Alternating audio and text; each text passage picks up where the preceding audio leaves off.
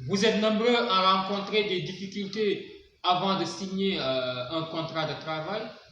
Vous êtes un nouveau employé qui ne maîtrise pas les conditions juridiques d'un contrat de travail. Si vous voulez savoir quels sont les éléments à vérifier avant de signer un contrat de travail, regardez-moi jusqu'à la fin. Mesdames et messieurs, bonjour. Je suis Amadou Alikan, coach formateur en droit des entreprises, certifié par ERA Afrique Légal comme concepteur de LegalBot. ERA Afrique est un cabinet juridique international spécialisé en légalité siégé à Paris et à Tunis. Mon objectif est de former, d'encadrer juridiquement les commerçants et les entrepreneurs dans la gestion juridique de leurs affaires. Il est très important de maîtriser ce qu'il faut savoir avant de signer un contrat de travail.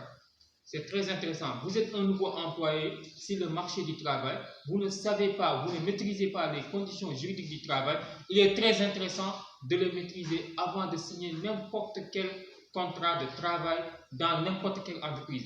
D'abord, la première chose qu'il faut vérifier, c'est est-ce que le contrat que vous devrez signer est un contrat à durée déterminée ou bien un contrat à durée indéterminée? Il y a une grande différence entre les deux types de contrats.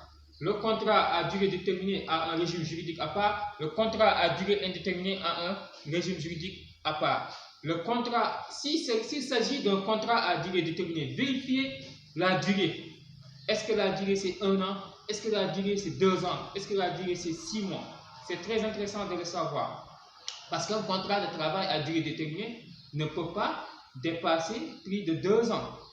Donc il faut le savoir. Et il n'est renouvelable qu'une seule fois.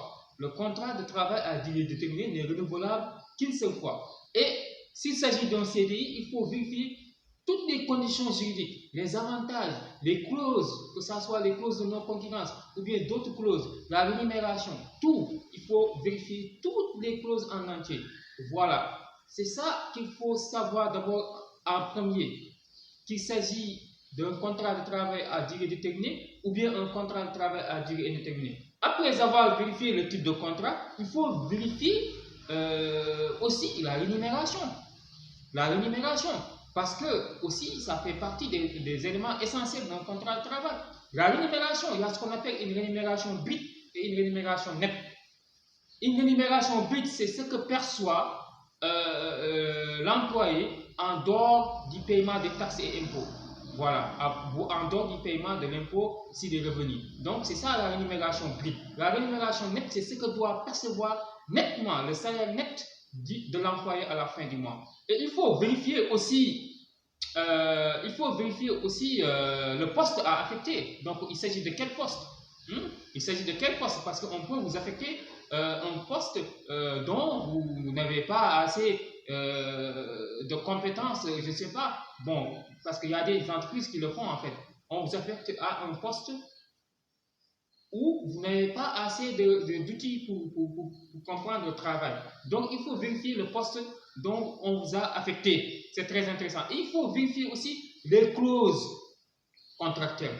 Les clauses, donc les avantages, les tâches à effectuer durant le contrat. Donc, il y a énormément de clauses qu'il faut vérifier avant de signer un contrat de travail. Et puis, après avoir vérifié tout ça, en tout cas, vous pouvez signer votre contrat de travail. Mais ne prenez jamais le risque de signer un contrat de travail sans le lire. Si vous voulez avoir la suite de cette vidéo, abonnez-vous sur ma chaîne YouTube et je vous donne rendez-vous la semaine prochaine. Au revoir.